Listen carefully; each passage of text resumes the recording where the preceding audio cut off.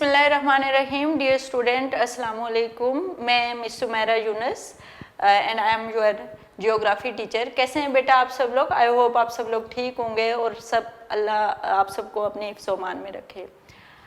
बेटा आज थोड़ा सा मोरल लेसन के हवाले से मैं बात करना चाहूँगी। थोड़ा सा ये बात करूँगी कि अपने बड़ों की जो है वो रिस्पेक्ट, उसका ख्याल रखा करें, उनकी इज़्ज़त किया करें।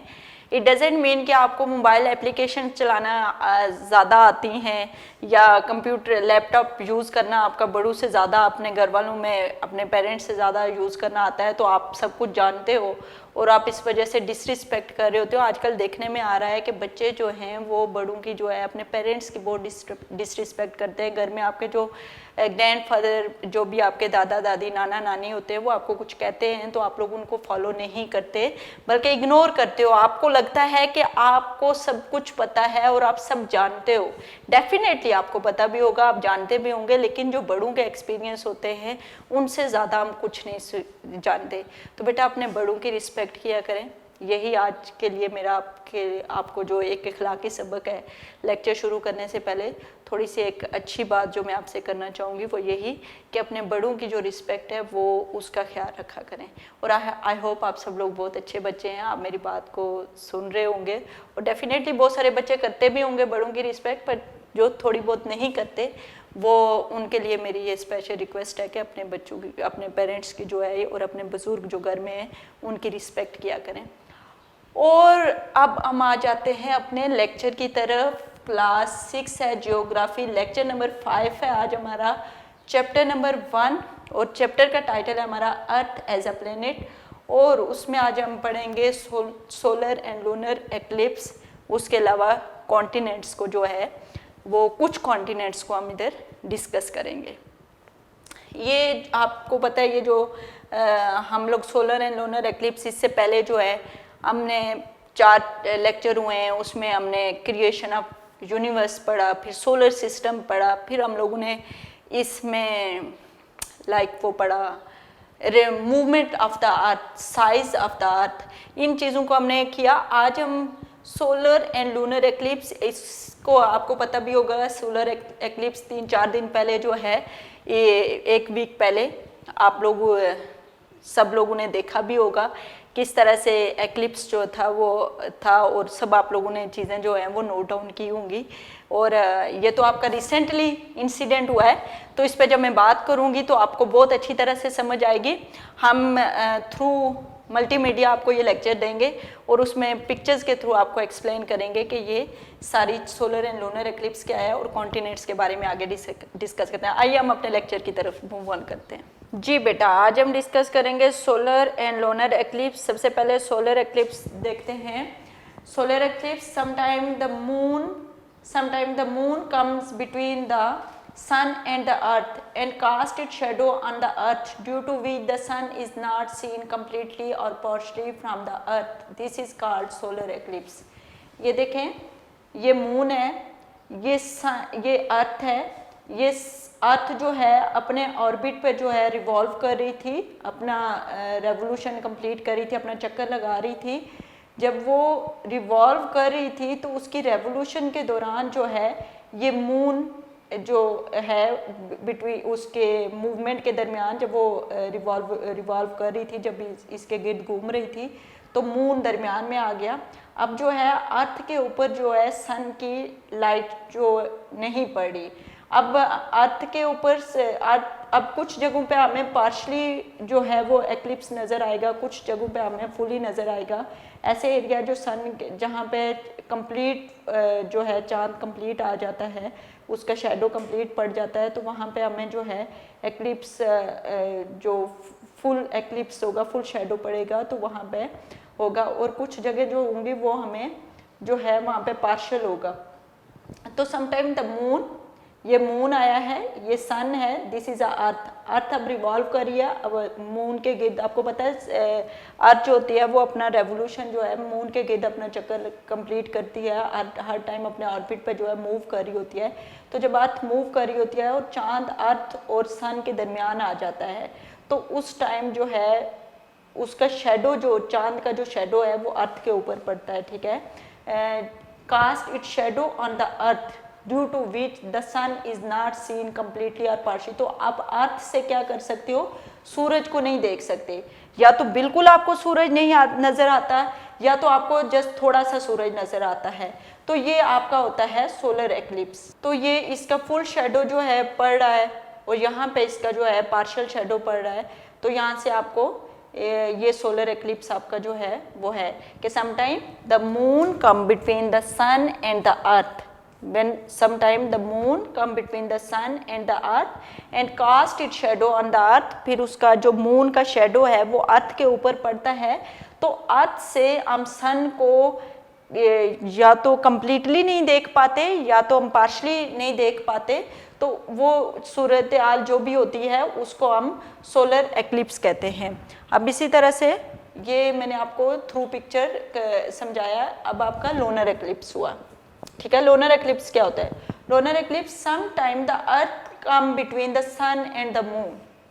अब उस टाइम क्या हो रहा था कि जो अर्थ मूव कर रही थी और सन जो है वो बीच में आ गया था, जो मून था वो बीच में आ गया था, तो वो आपका सोलर एक्लिप्स हुआ। अब क्या होता है कि some time the earth come between the sun and the moon.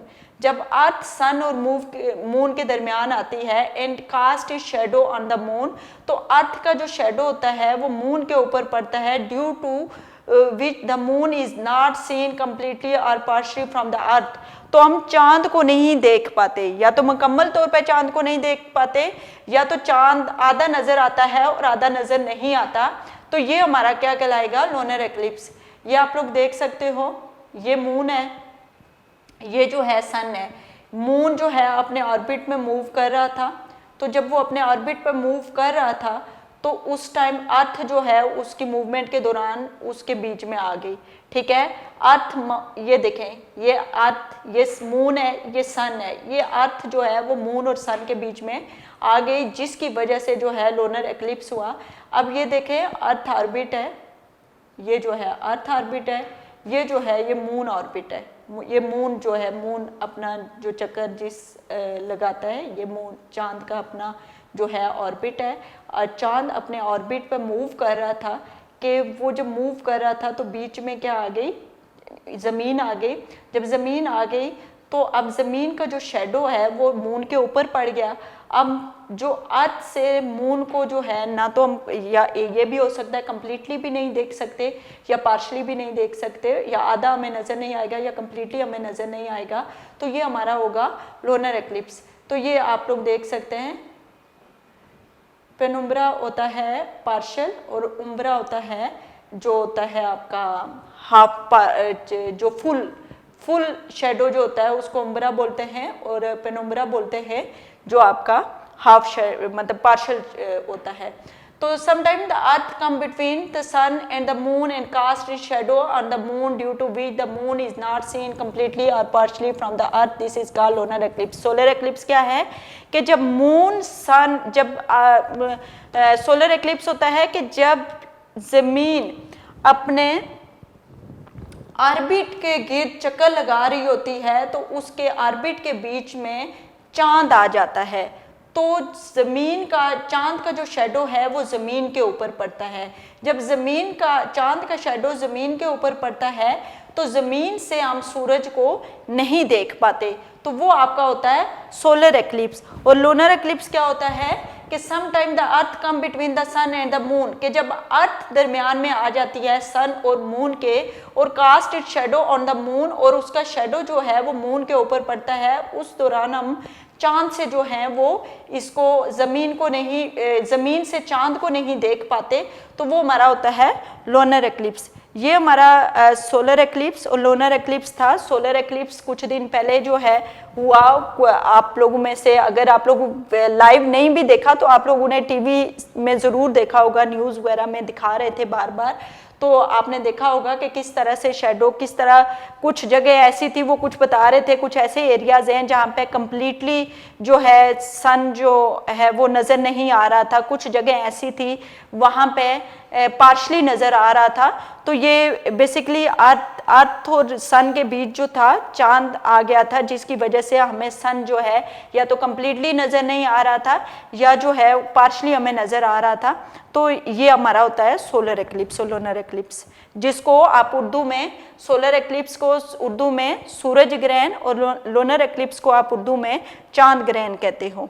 अब हम आगे मूव करेंगे नेक्स्ट टॉपिक की तरफ, जो हम लोगों ने डिस्कस करना है, most important topic of this chapter. आज हमने पढ़ना है बेसिकली कॉन्टिनेंट्स के कॉन्टिनेंट्स क्या है। पहले हमने इसकी डेफिनेशन करनी है, थोड़ा सा इसका कॉन्टिनेंट्स का मैं आप लोगों को बैकग्राउंड भी बता दूं। जियोलॉजिक एविडेंस, जियोलॉजिस्ट वो होते हैं जो ज़मीन के बारे में उसके इंटरनल और एक्सटर्नल जो भी होता है स्ट्रक्चर होता है, इंटरनल और एक्सटर्नल स्ट्रक्चर को जो है स्टडी करते हैं, उनको जियोलॉजिस्ट कहते हैं। तो वो कहता है geologic evidence suggests that of several time during the past 3 billion year ago continent on the earth were joined in single। उसने कहा कि जो जियोलॉजिस्ट हैं जो ज़मीन को स्टडी कहते हैं, वो कहते हैं कि ये जो कॉन्टिनेंट्स थे, ये जो 7 कॉन्टिनेंट्स हैं, पहले ये बेसिकली ये एक ही कॉन्टिनेंट थे, ठीक है, इस सिंगल एक कॉन्टिनेंट थे, एक लैंड मासेस था जिसको सुपर कॉन्टिनेंट भी बोला जाता था या उसको पेंजिया, PANGAEA पेंजिया भी बोला जाता था। ये जो 7 कॉन्टिनेंट्स हैं वो बता रहा है कि ये सारे के सारे कॉन्टिनेंट जो है ये पहले एक ही लैंड मास होते थे, जिसको सुपर कॉन्टिनेंट भी बोला जाता था और पेंजिया बेसिकली उसको नाम दिया गया था, पेंजिया बोला जाता था। फिर ये कैसे बने? फिर ये ड्यू टू टेक्टोनिक प्लेट्स, आपके जो आपको पता है कि प्लेट्स जो ज़मीन के अंदर मूव कर रही होती हैं, आतिशफशा मादे जो मूव कर रहे होते हैं, और due to earthquake and due to other phenomena जो ज़मीन के अंदर जो हो रहे होते हैं टेक्टोनिक प्लेट के टकराव की वजह से, तो फिर ज़मीन जो है वो टूट के 7 बड़े मासेस में जो है वो चेंज हो गई, और फिर ये जो हमें पूरे कॉन्टिनेंट है ये मिलते हैं। तो a land portion is comprised of 7 large masses which is called continent। Actually आपकी जो ज़मीन है बेटा, आपकी ज़मीन the area of the surface, आपने जब मैं एरिया ऑफ द अर्थ बताया था तो मैंने आपको बताया था कि आपका area of the surface of the अर्थ है 510 million square kilometre. Area of the earth surface कितना है? ये आपकी अर्थ है, ठीक है, ये कंप्लीट अर्थ का मैप इधर ग्लोब की फॉर्म में आपको दिया गया है। इस अर्थ का जो डिस्टेंस, ये अंदर पूरा का पूरा जो एरिया है ये 510 स्क्वायर किलोमीटर्स है। कितना? 510 square kilometres, 510 million square kilometres, sorry millions, 510 million square kilometres इसका डिस्टेंस है। आउट ऑफ विच इस पूरे एरिया में ओनली 29% जो है ये लैंड एरिया है। ये जो आपको Asia, Africa, Europe, north America, south America, Australia, Antarctica, ये जितने भी आपको 7 कॉन्टिनेंट नज़र आ रहे हैं, ये ओनली 29% ज़मीन के टोटल एरिया में से ओनली 29% ये जो है लैंड मास एरिया, मतलब जो आपकी ज़मीन है, खुश्क जो मास है वो है। अब बाकी ये तमाम का तमाम, ये देखें, ये तमाम का तमाम जो है वाटर है, ठीक है, 71% आपका वाटर एरिया है और 29% आपका जो है वो लैंड मास है। वो जो लैंड मास 29% है उसको हमने 7 कॉन्टिनेंट में डिवाइड किया है, जिसमें सबसे पहले है Asia, Africa, north America, south America, Antarctica, Europe and Australia. ये हमने एरिया वाइज जो है वो इनका ऑर्डर लिखा हुआ है। सबसे बड़ा जो है एरिया एशिया का है, सेकंड नंबर पे अफ्रीका का है, थर्ड नंबर पे नॉर्थ अमेरिका, फोर्थ नंबर पे साउथ अमेरिका, और 5वां बड़ा जो कॉन्टिनेंट है वो एंटार्क्टिका, जो आपका 6 बड़ा कॉन्टिनेंट है वो यूरोप, एंड सबसे जो स्मॉलेस्ट है वो ऑस्ट्रेलिया है। ये आप लोग कॉन्टिनेंट को देख सकते हैं। सबसे बड़ा इधर आपको नज़र भी आ रहा होगा, यहाँ पे सबसे ज़्यादा एरिया आपको ये देखें एशिया का नज़र आ रहा है। एशिया के ईस्टर्न साइड पर जाएं तो आपको यूरोप नज़र आएगा। नहीं, एशिया के आप लोग ये ईस्ट साउथ की जानिब जाएं तो ये अफ्रीका आपको नज़र आएगा, सेकंड नंबर पे अफ्रीका है। फिर देखें आपको नॉर्थ अमेरिका जो है वो नज़र आएगा, उसका उससे जो छोटा है वो नॉर्थ अमेरिका, नॉर्थ अमेरिका से छोटा साउथ अमेरिका, साउथ अमेरिका से छोटा आपको एंटार्क्टिका का एरिया नज़र आएगा, और एंटार्क्टिका के बाद आपको यूरोप नज़र आएगा, और सबसे स्मॉलेस्ट और सबसे छोटा जो है वो आपको ऑस्ट्रेलिया नज़र आएगा। ठीक है, डेफिनेशन क्या होगी मैं आपको दोबारा से रिपीट कर दूं। कॉन्टिनेंट क्या है, पहले मैं आपको बताऊं, ये जो आपकी अर्थ है, अर्थ का जो एरिया है वो 510 मिलियन स्क्वायर किलोमीटर है। 510 मिलियन स्क्वायर किलोमीटर में 29% आपका लैंड मास एरिया है। वो जो 29% आपका लैंड मास, लैंड पोर्शन है, उसको आप कॉन्टिनेंट कहते हैं। उस लैंड पोर्शन को हमने 7 कॉन्टिनेंट पे डिवाइड किया हुआ है। पहले मैंने आपको बताया था कि इसकी बैकग्राउंड हिस्ट्री मैंने बता दिया कि क्या, फिर due to tectonic plate earthquake ज़मीन टूटी और 7 कॉन्टिनेंट में डिवाइड हो गई। वो 7 कॉन्टिनेंट मैंने आपको बता दिया। ये एरिया वाइज हमने इनके ऑर्डर लिखे हुए हैं, पॉपुलेशन वाइज ऐसे ऑर्डर नहीं है। पॉपुलेशन वाइज एशिया है, एशिया के बाद जो है वो आता है आपका अफ्रीका आता है, फिर यूरोप आता है, फिर नॉर्थ अमेरिका, साउथ अमेरिका, और फिर ऑस्ट्रेलिया और एंटार्क्टिका। पॉपुलेशन वाइज इनका ऑर्डर चेंज है, लेकिन हमने इधर एरिया वाइज जो ऑर्डर है इनका लिखा हुआ है। अब नेक्स्ट हम जाते हैं, सबसे पहले ये मैं बार बार यहाँ पे आया करूँगी क्योंकि मैंने इनकी साइड्स आपको बतानी है कि इसके ईस्ट पे क्या है, वेस्ट पे क्या है, साउथ में कौन सा है, नॉर्थ में कौन सा एरिया आता है। तो ये चीज़ें मैं बताने के लिए दोबारा से मैप में आया करूँगी, लेकिन आगे हम जाते हैं, एक एक कॉन्टिनेंट को जो है वो डिस्कस करते हैं। सबसे पहले आ गया हमारा एशिया। एशिया में एक एशिया की इम्पोर्टेंस यह है कि पाकिस्तान जिस सिटी में हम रहते हैं is also situated in Asia. ठीक है, इधर आप देख सकते हैं कि ये देखें, ये पाकिस्तान आपको नज़र आ गया, दिस इज़ अ पाकिस्तान।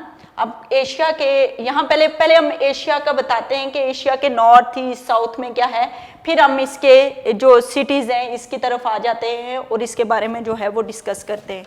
ठीक है, सबसे पहले एशिया को हम पढ़ेंगे कि एशिया के उस नॉर्थ में, एशिया के ईस्ट में जो है, it is the largest continent of the world. In its north lies the northern ocean, जिसको आप आर्कटिक ओशन भी कहते हैं। क्या, ये नॉर्दर्न ओशन है, इसको आप आर्कटिक ओशन भी कहते हैं। In its south lies the Indian Ocean, इसके साउथ में जो है वो इंडियन ओशन है। In it east lies the Pacific Ocean, इसके ईस्ट में पैसिफिक ओशन है। In its west lies the Europe. अब किस तरह से है, मैं दोबारा से मैप की तरफ जाऊंगी और आपको अच्छी तरह से समझ आएगा। ये देखें, इसके बता रहा है कि एशिया के जो ईस्ट है, ये ईस्टर्न साइड होती है ना, आप this is a east, this is a west, north and south. Asia का east, west, north, south. Asia में देखें, इसके ईस्टर्न साइड पे क्या आ रहा है, पैसिफिक ओशन। एशिया के नॉर्दर्न साइड पे क्या आ रहा है, नॉर्दर्न ओशन भी इसे बोलते हैं, इधर आर्कटिक ओशन, आर्कटिक ओशन भी बोलते हैं, नॉर्दर्न ओशन भी बोलते हैं। बार बार ये बात माइंड में रख लें कि आर्कटिक ओशन को नॉर्दर्न ओशन भी बोलते हैं। तो अगर आपकी बुक में कहीं पर आर्कटिक की जगह नॉर्दर्न ओशन लिखा हो तो कंफ्यूज नहीं होना, आर्कटिक को ही नॉर्दर्न ओशन बोलते हैं। तो एशिया के ईस्ट में देखें पैसिफिक ओशन, एशिया के वेस्ट में देखें यूरोप, इसके नॉर्थ में आर्कटिक ओशन और नॉर्दर्न ओशन, या और इसके साउथ में जो है वो आ जाता है इंडियन ओशन। समझ आ गई, Asia in eastern side Pacific ocean, western side Europe, Arctic ocean और इंडियन ओशन। अब फिर हम एशिया की तरफ जाते हैं। अब इसके ऊपर आ जाए एशिया के बारे में, इसमें तकरीबन ये 50 जो है कंट्रीज आती हैं। It is the most populated continent, ये इसमें पॉपुलेशन जो है सबसे ज़्यादा है, और the 60% of the earth live here. तो 60% लोग जो हैं वो यहाँ पे रहते हैं। इसमें एशिया के कुछ कंट्रीज, मेन कंट्रीज का देखें, रशिया का कुछ मतलब मैक्सिमम एशिया हिस्सा जो है वो यहाँ पर है, कुछ हिस्सा इसका जो है दूसरे मुल्क में है, रशिया है यहाँ पर। इसके अलावा आप देख सकते हैं चाइना है, इंडिया है, पाकिस्तान है, रशियन कुछ जो कंट्रीज जो पहले रशिया का हिस्सा थी फिर वो बाद में इंडिपेंडेंट हो गई, जैसे काज़किस्तान हो गया, तुर्कमेनिस्तान, अज़रबैजान, ईरान, ये आपको नज़र आ रहे होंगे, ये अरेबियन सी, ये तमाम जो हैं ये एशियन कॉन्टिनेंट के हैं। इधर भी आप देख सकते हो कि एशिया। अब हम आ जाते हैं, ये एशिया आ गया। अब नेक्स्ट जो कॉन्टिनेंट हम पढ़ेंगे वो पढ़ेंगे Africa. It is the second largest continent of the world. Area wise, it is the second largest continent of the world. In its north lies the Mediterranean Sea. In its south lies the Southern Oceans. In its east lies the Indian Ocean. In its west lies the Atlantic Ocean. फिर हम map की तरफ जाएंगे दोबारा से और आपको clear करेंगे। ये अफ्रीका है। अफ्रीका के ईस्टर्न साइड पे हमारा आ जाता है इंडियन ओशन। ये देखें, ये अफ्रीका के ईस्ट में आ जाता है। इसके वेस्ट में आ जाता है, ये देखें, अटलांटिक ओशन। ये आप लोग अफ्रीका के चले जाएं यहाँ पे नॉर्थ पे तो मेडिटेरियन सी आ जाएगा। ये यूरोप से नीचे, ये जो आपको ना थोड़ा सा पानी का एरिया नज़र आ रहा है, ये समुंदर है। आपको पता है कि जो आपका सी और ओशन है उसमें यही फ़र्क होता है कि ओशन जो है लार्ज मास ऑफ वाटर होता है और जो आपका सी होता है वो स्मॉलर देन ओशन होता है। तो ये आपको थोड़ा सा पानी वाला एरिया नज़र आएगा, ये बेसिकली आपका है मेडिटेरियन सी। तो अफ्रीका के ईस्ट में होगा इंडियन ओशन, वेस्ट में होगा अटलांटिक ओशन और इसके नॉर्थ में होगा मेडिटेरियन सी और इसके साउथ में होगा सदर्न ओशन। इसके अलावा अब फिर अफ्रीका के ऊपर आ जाते हैं। ये अफ्रीका की कंट्रीज़ आप लोगों को नज़र नहीं आ रही होंगी, लेकिन ये कुछ कंट्रीज़ हैं, इसमें तकरीबन 54 कंट्रीज़ हैं। It is the hottest continent and home of the world largest desert. सबसे बड़ा डेजर्ट, जो दुनिया का सबसे बड़ा डेजर्ट सहारा जो है वो यहाँ पे सिचुएटेड है। तकरीबन 25% एरिया वो अफ्रीका का जो है वो कवर कर रहा है। ठीक है, सबसे जो लार्जेस्ट डेजर्ट है सहारा, वो इसमें सिचुएटेड है और वो तकरीबन 25% एरिया जो है अफ्रीका का वो कवर कर रहा है। तो अब हम आ जाएंगे north America. It is the third largest continent of the अर्थ। ये तीसरा बड़ा जो है कॉन्टिनेंट है। In its north lies the northern ocean. इसके नॉर्थ में जो है नॉर्दर्न ओशन है, ये नॉर्दर्न ओशन भी बोलते हैं इसको और आर्कटिक ओशन भी बोलते हैं। In its south lies the South America. अच्छा, ये जैसे ही हमारा नॉर्थ अमेरिका ख़त्म होता है तो साउथ अमेरिका हमारा जो है वो शुरू हो जाता है। ये देखें, ये इसके नॉर्थ में है आर्कटिक ओशन या नॉर्दर्न ओशन, इसके साउथ में है साउथ अमेरिका, इसके ईस्ट में है अटलांटिक ओशन, ये आपको नज़र आ रहा है, और इसके वेस्ट में है पैसिफिक ओशन। समझ आई? इसके नॉर्थ में नॉर्दर्न ओशन, इसके साउथ में साउथ अमेरिका, इसके ईस्ट में अटलांटिक ओशन और इसके वेस्ट में पैसिफिक ओशन। अब इसके बारे में थोड़ा सा हम पढ़ेंगे। North America include 23 countries led by the USA of the largest economy in the world. America भी इसमें मौजूद है, यूनाइटेड स्टेट ऑफ अमेरिका इसी में मौजूद है, कनाडा इसमें मौजूद है। ठीक है, ये आपको मैक्सिको इसमें मौजूद है, ये आपको ग्रीनलैंड डेनमार्क यहाँ पर है। ठीक है, तो ट्रॉपिक ऑफ देखें कैंसर। तो ये आपको यहाँ आइडिया हो जाएगा कि ये मेन जो कंट्री जो इकॉनमी जिनकी इकॉनमी इस टाइम सबसे स्ट्रॉन्ग है वो कंट्रीज यहाँ पे मौजूद हैं। ठीक है, नॉर्थ अमेरिका में। तो इसकी इम्पोर्टेंस यहाँ से आपने अंदाज़ा लगाया। अब हम आ जाते हैं साउथ अमेरिका की तरफ। साउथ अमेरिका में क्या होता है, it is the fourth largest continent of the world, area wise जो है वो it is the fourth largest continent of the world. In its north lies the northern ocean, इसके नॉर्थ पे नॉर्दर्न ओशन है, इसके साउथ पे southern ocean है। In it east lies Atlantic ocean और in its west lies Pacific ocean. ठीक है, आपको पता चला है कि फोर्थ लार्जेस्ट कॉन्टिनेंट है, इसके नॉर्थ पे नॉर्दर्न ओशन या आर्कटिक ओशन जो आप इसे कहो, साउथ पे सदर्न ओशन, इसके ईस्ट पे जो है अटलांटिक ओशन और इसके वेस्ट में जो है वो पैसिफिक ओशन है। तो अब हम इसके थोड़े आगे हिस्ट्री पढ़ना चाहेंगे कि साउथ अमेरिका 12 कंट्रीज, इसके बीच में 12 कंट्रीज आती हैं। Here is located the largest forest, दुनिया का सबसे बड़ा फॉरेस्ट जो है अमेज़न रेन फॉरेस्ट वो यहाँ पे मौजूद है, और वो which cover 30% of the South America total area, और साउथ अमेरिका का तकरीबन 30% एरिया जो है वो ये जो फॉरेस्ट है ये कवर करता है। तो इसमें आप नज़र आ रहे होंगे कुछ कंट्रीज, जैसे ब्राज़ील नज़र आ रहा है, ठीक है, ये पेरू, ठीक है, इसके अलावा ये तमाम अर्जेंटाइन ये आपको नज़र आ रहा है, ये तमाम बोलिविया, ये आपको सारी कंट्रीज आपको नज़र आ रही हैं। ठीक है, तो ये हम जो बाकी रिमेनिंग कॉन्टिनेंट हैं वो नेक्स्ट लेक्चर में पढ़ेंगे। आज के लेक्चर में हमने 4 कॉन्टिनेंट डिस्कस किए हैं, उसमें हमने कॉन्टिनेंट की एक डेफिनेशन की, उसके बाद हमने 4 मेन कॉन्टिनेंट, जो 4 बड़े कॉन्टिनेंट है एरिया वाइज, उनको डिस्कस किया, Asia, Africa, north America, south America. जो अब रिमेनिंग कॉन्टिनेंट हैं वो नेक्स्ट लेक्चर में हम डिस्कस करेंगे।